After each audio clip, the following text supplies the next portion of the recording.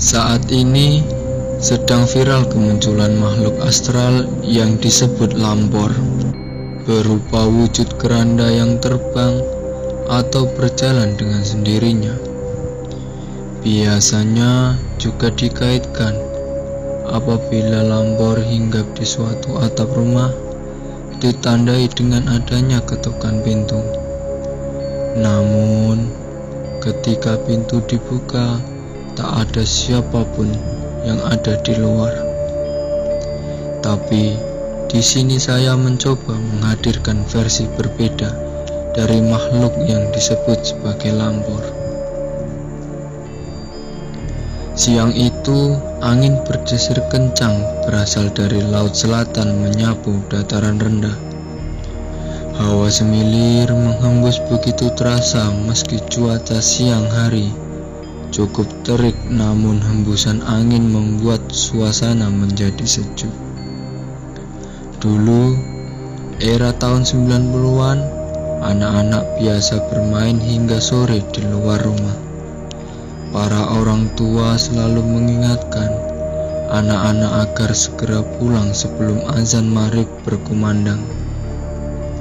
Mereka lantas menutup pintu dan jendela rapat-rapat agar rumah mereka tak didatangi lampor. Sore itu, seperti biasa, aku dan anak-anak lainnya masih berada di hutan tak jauh dari pemukiman.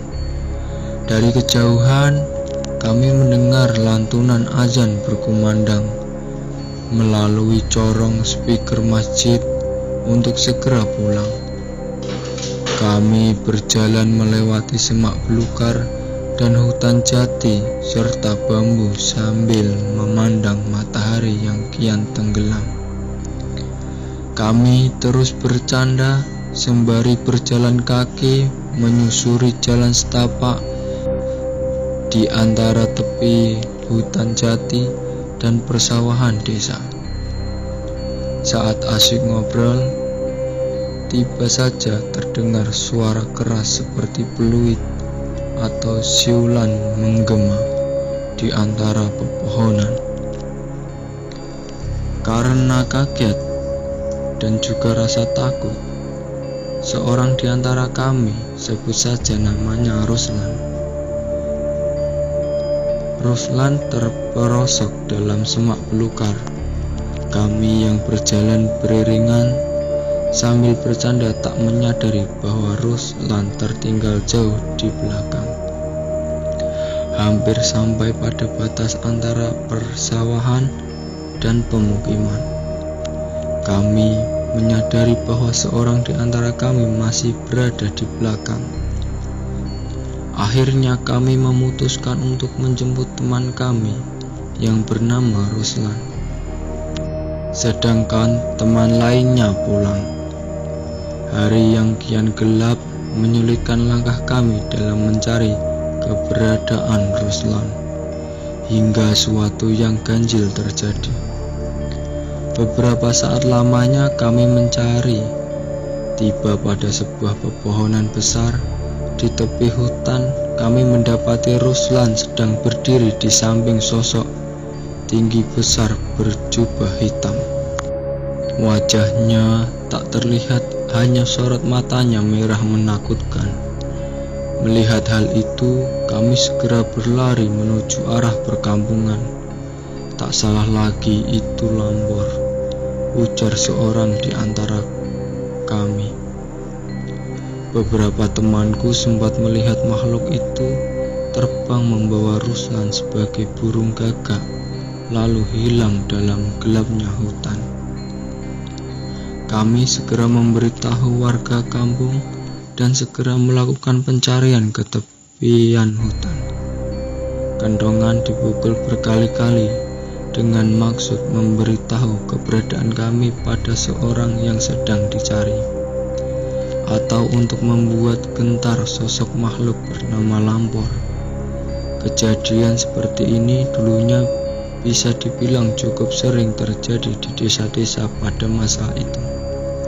Hari demi hari terus dilakukan pencarian, namun Ruslan tak juga ditemukan, sehingga para sesepuh desa mengajak warga untuk melakukan ritual tolak balak memberi sesaji di berbagai tempat yang dianggap angker.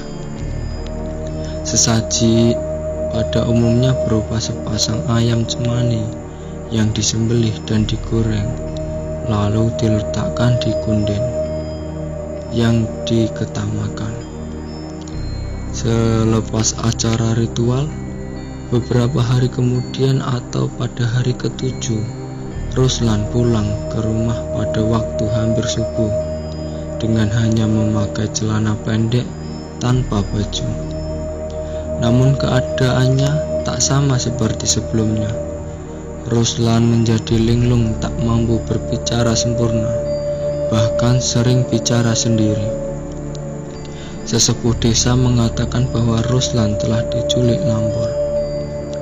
Orang tua menyebutnya juga dengan sebutan Wilwo atau Dijawil Digowo, yang artinya makhluk tersebut suka mencolek korbannya dan menculiknya. Awalnya saya mengira bahwa cerita para orang tua hanya bermaksud menakut-nakuti anak-anak masa itu. Namun beberapa kejadian benar terbukti terkait hilangnya seorang di hutan atau tenggelam di sungai. Pada cerita lainnya, Lampor adalah pasukan berkuda yang melintas hutan semacam alas roban. Kemunculannya biasa ditandai dengan bunyi derap kaki kuda, lonceng atau peluit. Namun setelah suara itu semakin dekat, tak ada wujudnya. Tahu-tahu korban telah berada di alam berbeda. Atau cerita lainnya adalah Lampor berwujud keranda mayat. Apabila keranda tersebut terbang di atas atap rumah seorang, maka esoknya orang itu akan meninggal atau sakit keras. Itu hanya mitos. Tiap wilayah memiliki versi tersendiri dalam mendefinisikan tentang Lampor. Lampor dikenal sebagai pasukan Nyi Roro Kidul yang bersemayam di hutan, laut, atau bantaran sungai. Makhluk tersebut memiliki ciri bertubuh tinggi besar, memakai jubah hitam atau pakaian lebar menutupi seluruh tubuh, mata merah, dan biasanya membawa benda seperti lonceng atau obor.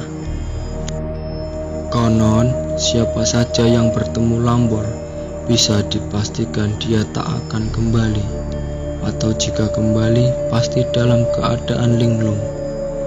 Lampor juga dikenal membawa pagebluk, atau dalam bahasa Indonesia hampir menyerupai musibah, baik terjadi pada perorangan ataupun para petani, dengan cara menebarkan hama tikus, belalang, atau wabah lainnya, sehingga petani gagal panen.